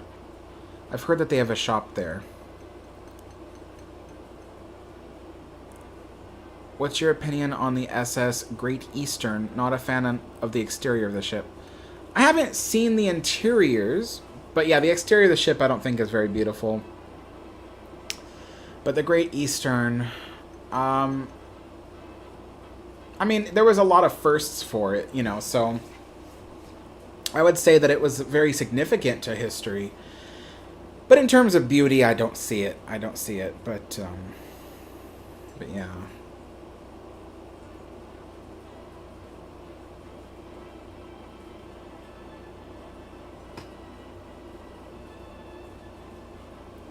Chris can read and speak German. Interesting.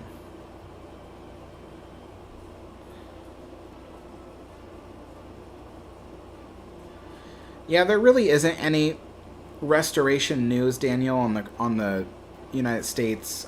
They've been trying for decades to get, you know, sponsors or to get people to donate. And there are people who donate to it, and I think that's what helps pay the port fees, you know, because it has to be tied up to a dock, so I have to pay for that.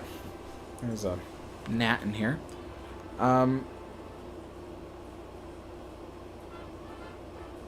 It is a weird little gnat. Is that a mosquito?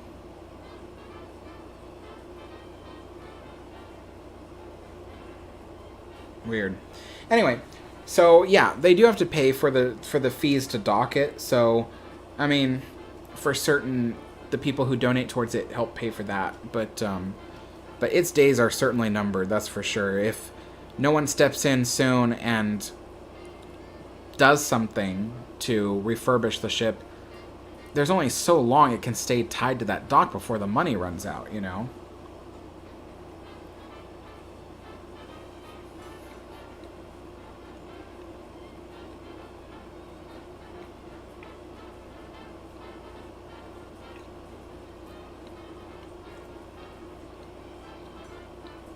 And Chris says, what do you think about the SS Kaiser Wilhelm der Grosse?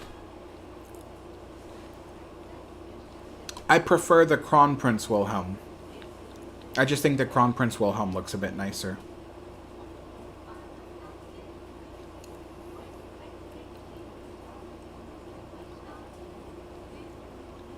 Yeah, liners, I read that.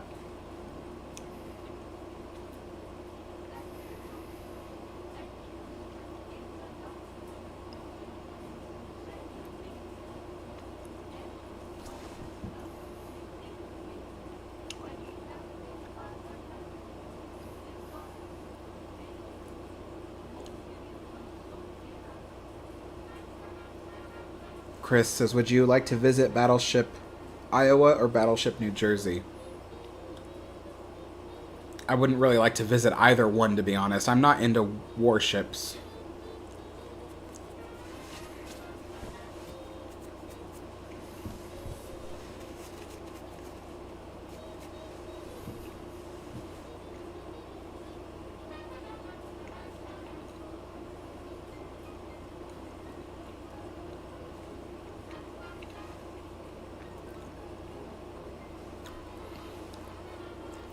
Hello, Not a Morning Dragon. I haven't upgraded the layout yet. I've done repairs to it. I did recently build a water tower. And the water tower, that's, that video is going up tomorrow on this channel. So, you'll see how I built it.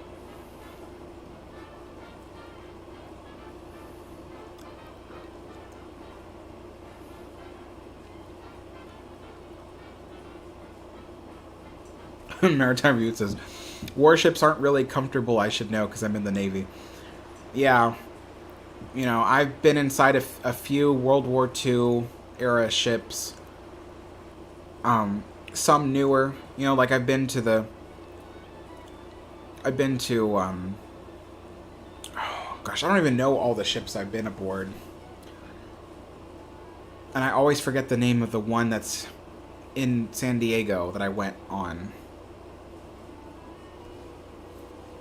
But I went to the one in San Diego, saw that. I've also been on the SS Jeremiah O'Brien Liberty ship. I've been on quite a few. And they're okay. Like, it's interesting. Like, for me, my interest ends at the fact that it's a great way to kill time. That's it. Like, I don't look at these warships and go, oh, wow, this is fascinating. Like, I'm not into that. I think the most fun I have is going into the engine rooms of those ships. That's about where the fun ends, because the rest of the ship, I'm really not that interested. I don't hate it. You know, like, it's not like I'm not like I would want any of these museums to close or anything. No, absolutely not. I know so many people that would love to see those things. In fact, when I have family or friends that love these kinds of things and we're in the area, you know, I will recommend that we go visit one, you know. And, but, yeah, I don't personally have an interest in warships. So when I'm on them, you know, I like to learn and, you know, I'll listen to the guided tours and stuff. But I'm not completely sitting there with fascination, if you know what I mean. So, but yeah.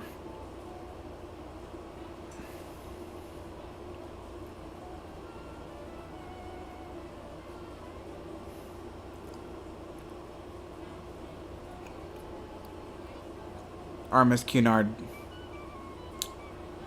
Well, to be fair, a lot of the cities that had architecture in the 1700s burned down. So it wasn't necessarily because they demolished it all. Like, look at, you know, cities like San Francisco and New Orleans. You know, they were founded in the 1700s. But the reason why they don't have that 1700s architecture anymore isn't because they demolished it. It's because the cities accidentally burned. So they burned to the ground. But yeah.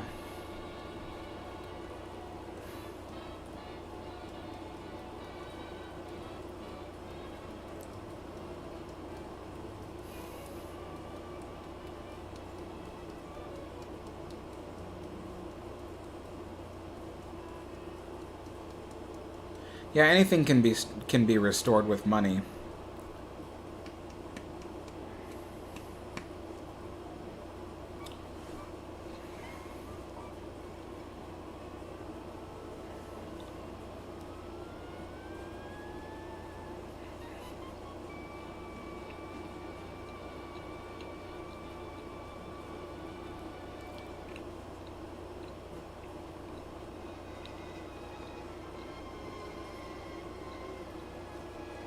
I saw an episode of I Love Lucy where they were going to Europe and they took the SS Constitution from the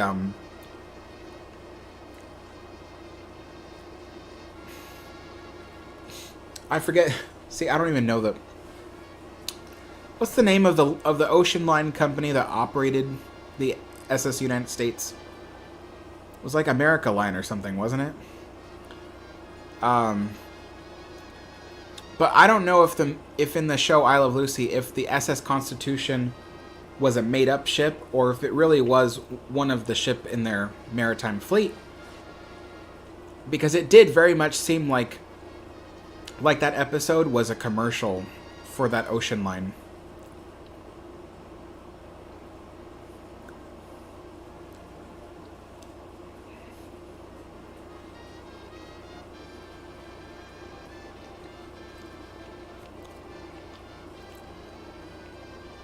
United States lines.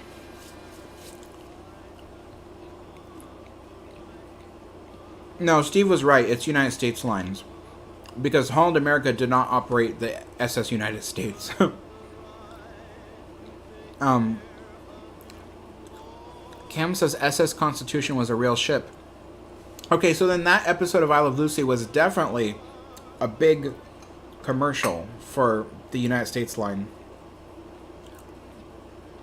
See you later, Daniel.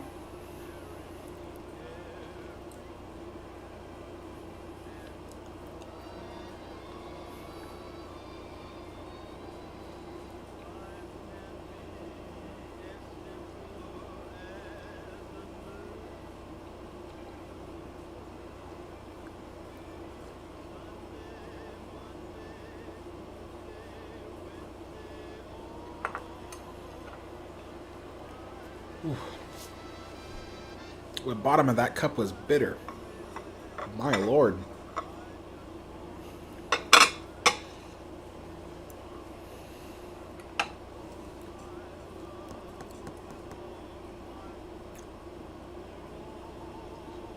Those American export lines. Wait, so there were two ocean line companies for the United States. There was United States Lines, and then there was American Export Lines.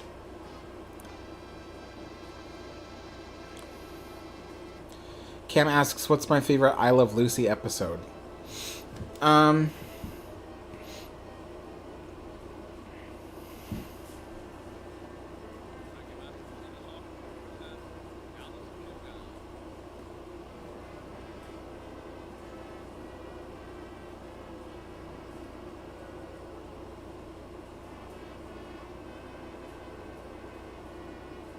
I don't remember. I don't remember. Sorry, we're on the subject of ocean liners, and so my brain has difficulty switching from one subject to the next like that. So my brain is drawing a blank when it comes to I Love Lucy. So, but yeah, I don't remember what my favorite episode is.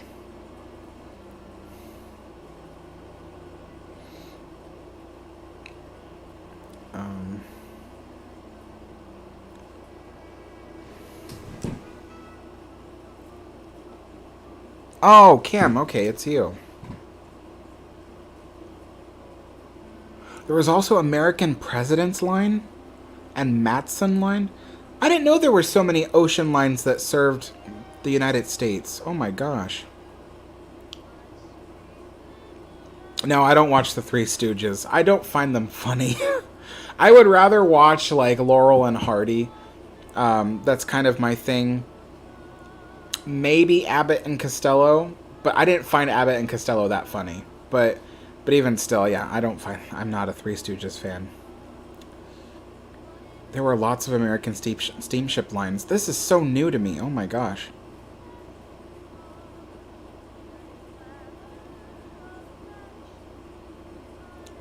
RMS Cunard. Everybody asks me that question. I'm not good at naming ships, naming ocean lines, naming anything. I'm not good with names. It would just sound so tacky if I try to come up with something. I don't want to embarrass myself like that. Affair to Remember. Oh! SS Constitution was used in the Affair to Remember. Interesting. Chris. Yeah, definitely. Ocean liner travel was way more nicer than airliner travel.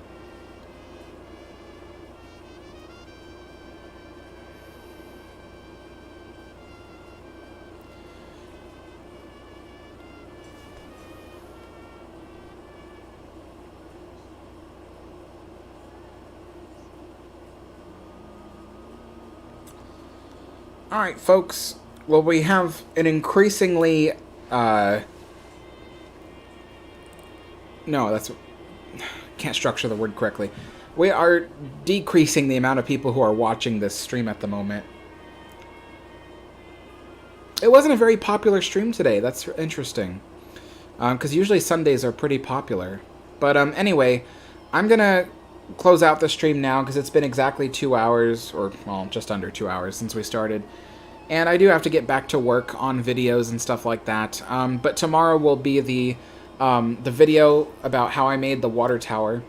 And then expect on Friday for a video about... it's going to be a Halloween-themed video, so it's going to be about the vampires of the Ursuline Convent of New Orleans. So I think that'll be a pretty interesting video. So stay tuned for that. And I think that's it. Next tea time should be Wednesday, unless I'm really busy or something. But it should be Wednesday. Always, tea times are on Wednesdays and Sundays. Yeah. Alright, folks. Thank you so much for joining me, and I will see you all next time. Bye-bye.